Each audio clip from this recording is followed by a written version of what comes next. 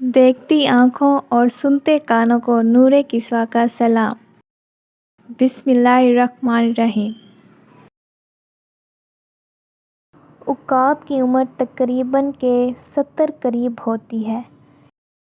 इस उम्र तक पहुँचने के लिए उकाब को सख्त मुश्किलात से गुज़रना होता है। जब इसकी उम्र 40 साल हो जाती है तो इसके पंजे कंद हो जाते हैं, जिससे वो शिकार नहीं कर सकता। इसी तरह इसकी मजबूत चोंच भी उम्र के बढ़ने से शदीद टेढ़ी हो जाती है। इसके पर बहुत भारी हो जाते हैं और सीने के साथ चिपक जाते हैं, जिससे उड़ान भरने में उकाब को सख्त दुश्वारी का सामना करना पड़ता है। इन सब मुश्किलात के होते हुए इसके सामने 2 रास्ते होते हैं, या तो वो मौत को तस्लीम कर ले या फिर 3 महीने की सख्त तरीन मुशक्क़त के लिए तैयार हो जाए। इसलिए वो पहाड़ों में जाता है और सबसे पहले अपनी चोंच को पत्थरों पे ज़ोर ज़ोर से मारता है, यहाँ तक कि वो टूट जाती है।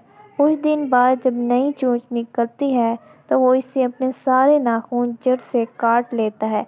फिर जब इसके नए नाखून निकल आते हैं तो वो चोंच और नाखून से अपना एक एक बाल उखाड़ लेता है। इस सारे अमल में इसे 5 माह की तवील तकलीफ़ और मुशक्क़त से गुज़रना होता है। 5 महीने के बाद जब वो उड़ान भरता है तो यूँ महसूस होता है जैसे इसने नया जन्म लिया हो। इस तरह वो 30 साल मज़ीद ज़िंदा रह सकता है।